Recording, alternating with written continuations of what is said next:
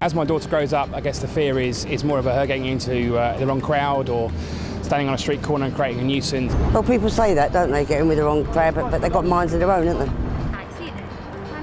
A huge part of being a teenager is seeking approval from your peers.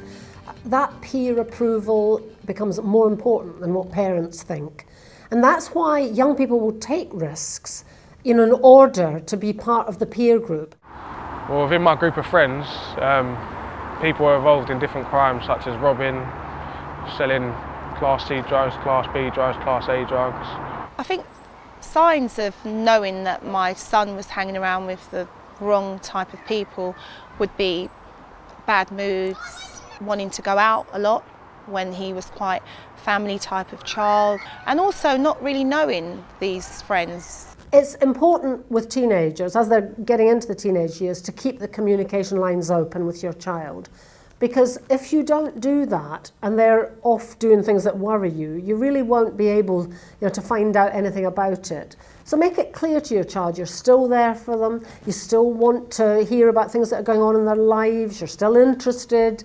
If you just take the view that, oh, you don't want them to have this friend and you don't want to hear about it, then it will close communication down. Oh, hey. Oh.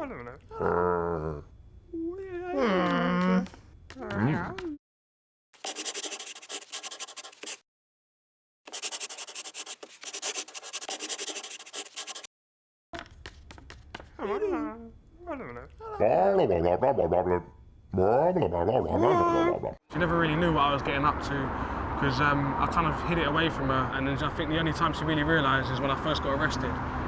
And then at that point I think it was a bit too late. You sometimes need professional help with that, phone a helpline or, talk to somebody who's been through these things, somewhere that's got counsellors who are used to hearing about these very serious types of issues.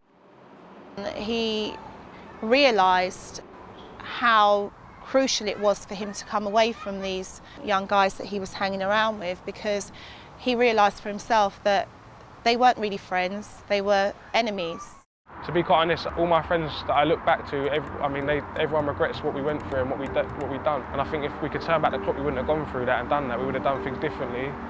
But you don't really realise that at them young ages. You're very vulnerable and you think you're doing the cool thing, but really it's not.